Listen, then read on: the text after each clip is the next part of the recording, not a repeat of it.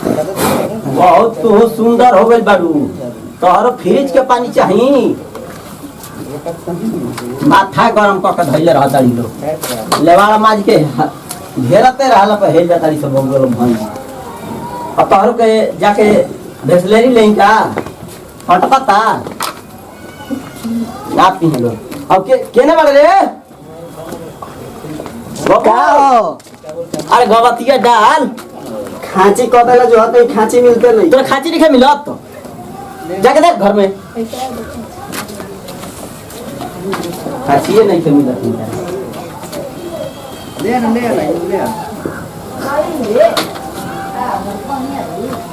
मिलल खांची रे ना हो ये हो में नहीं खे एकदम हे करे से डाल ना तो वो ही में ऑटो सने उसे गरीबू खिएबो तारा के इथी आई खाली भाई खियावे के कहा तो हाथा नहीं थी पहले रहता।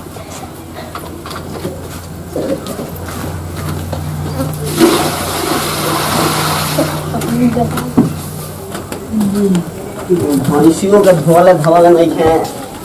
नहीं खाना बता ना भैंस खेल गए पता है कि लेटोई बे तो मछली मारम की बोल थी बे देख कहां रे हट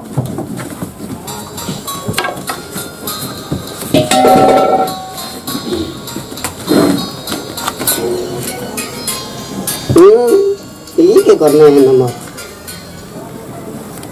हेलो हेलो भौजी बे भौजी तो हमार मर गई बड़ी हमारे से मजाक करता हूँ आई साचो के हमारे भौजी बोलता हूँ ठीक बा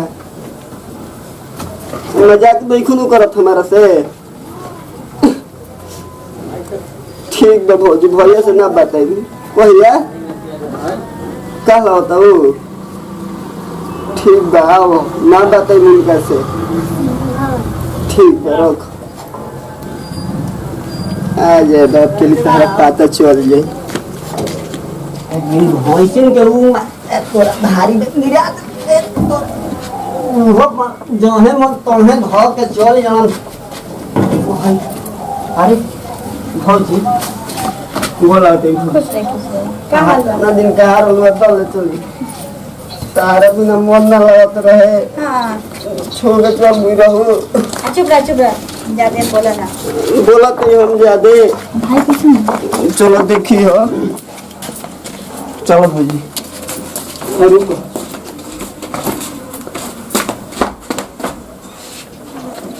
बैठो भाजी बैठो पानी लो तुम अरे क्या बात रुको पानी लेके आओ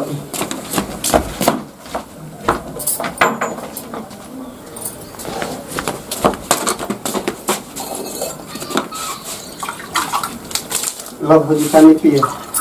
अच्छा पिए बनी ला बैठा पहले कुर्सी लेके आओ चल भी रहू मन ना लगत रहे सही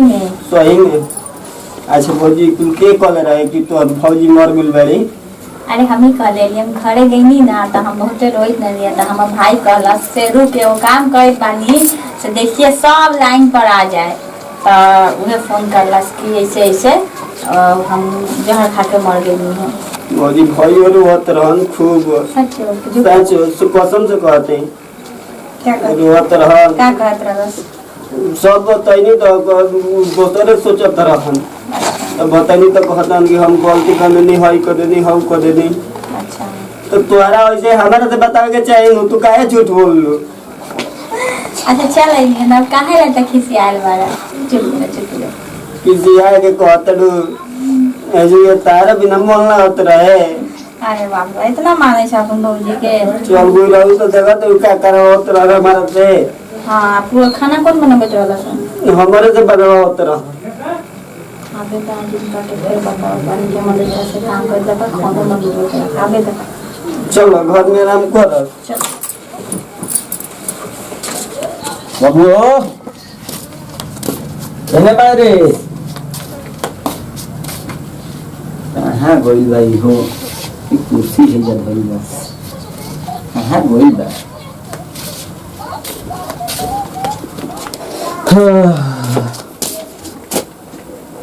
ये क्या है कुछ बोल रहा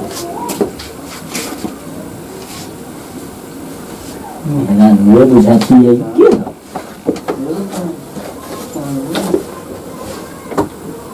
क्या हो ऐ ऐ ऐ यही है हमारा घर में एक का सुतल भी है अरे बाप रे बाप हाय हो दादा ई क्या हो रे दादा अरे हम गलती नहीं की पहले अरे बाप रे दादा अरे दादा अरे ना रे बाप रे बाप अरे ना रे दादा अरे बाप अरे बाप रे बाप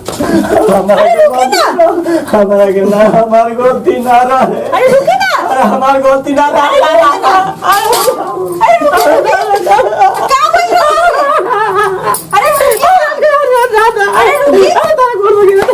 इनका क्या हो गई लो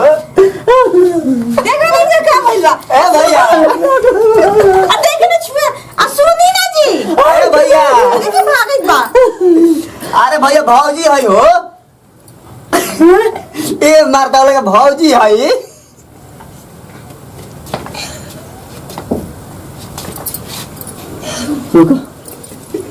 ए मर्द साहब तू खत्म में बड़ा देखो देखो भौजी है देखो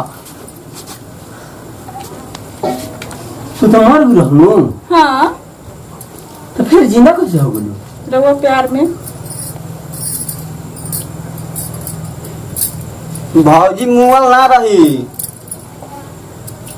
ते फोन करके तब झूठो कल रहते हैं देखो देखो मैं देखो भौजी देखो देखो देखो देखो फिर आ चालू हो गई वाले का पर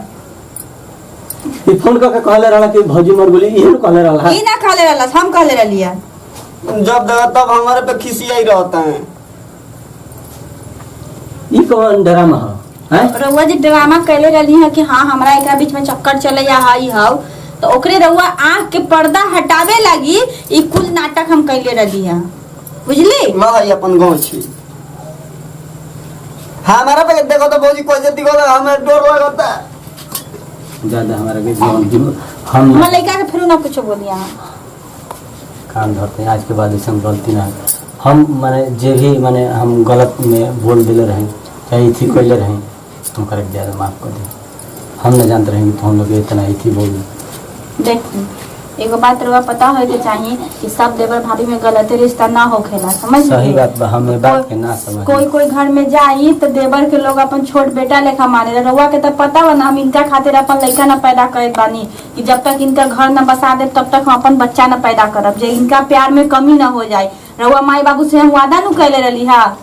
तो रउआ कैसे हमरा बारे में इतना गंदा सोच लेली हम ना जानने कि तुम माई बाबू के फर्ज निभाओ तो जा हम लेके तो आओ उनके थी कहीं करिया ठीक पक्का लेके जान लेके आओ मरी है ना अभी के ह करिया के ह अरवा चुप ही ना करिया ठीक लेके आओ जा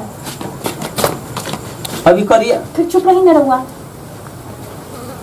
आ जल्दी लेके आई ना के है देख लेम सोच लेम समझ लेम बाद में हाय एगो लड़की देखा से छोटुआ प्यार करे ले प्यार करेला अब फिर चिचियाई ना रउआ कैसे प्यार करी तली हमरा से ये भागे ले तैयार रही हमरा साथे हाथी मुटे को हाथ ना मन बिगड़ गइल रउआ कितना उम्र है तो 16 हो गेल रउआ तो 15 साल में हमनी के बरजुआ नु नहीं जा तन डाटे के परी नु अच्छा तन में डाटे लइका हो अच्छा आगे लागे अरे गोड़ छू के गोड़ लग बुद्धि ना भइल तोर का रे अरे खुश रहा भाई मैं भौजी खिसिया तो डर लगता आप बोलो ना हमारे लड़का के कुछ बोलत नहीं की तो हाँ। यही लड़की से शादी करी हाँ पसंद है ना अब एकरा पर रखे के भाई एकरा पसंद बता पसंद अब है एडजस्ट करे हमारे के पसंद दिया अब एडजस्ट करे के ऊपर हमरा लेखा तो मिली नहीं खे का सही बोल बानी ना भौजी लगा तो मिली तो अब दिया आशीर्वाद लेकर सबके तो अभी हाथ बाएं धरा देली तो लखेरा हो जाई आशीर्वाद दे लेकर सबके खुश रह अरे एकरा परीक्षा देवे के बा अब दिया सुन करे परीक्षा बाद अभी सगाई कर दे हाँ तो साल भर बाद बियाह हो हाँ साल भर बाद बियाह अब तोरा मिले का नहीं जा जा भेंट करबे न तो पूछ दे ना मिलना से दूरी रखम अब बिहान इनका पटना में जाके एडमिशन करवा दी, पैसा लेके जाके कोचिंग में। ये करवा ले अब हम कोचिंग में जाके एडमिशन करवा दी। जो हो तरह से गरजीवत नो हाँ ठीक है, जाके चलो। परीक्षा में देवे के बाद तो कोचिंग में एडमिशन करा दी, साल भर पढ़ी बढ़िया नौकरी मिल जाए हाँ। तब ये बियाह कराए हम तोहर। ठीक बा भौजी अब आई रहो एने नहाई भाव भैया के कहे छुआ तब हो भवैया का हमारा भीतर का दिशा देता रही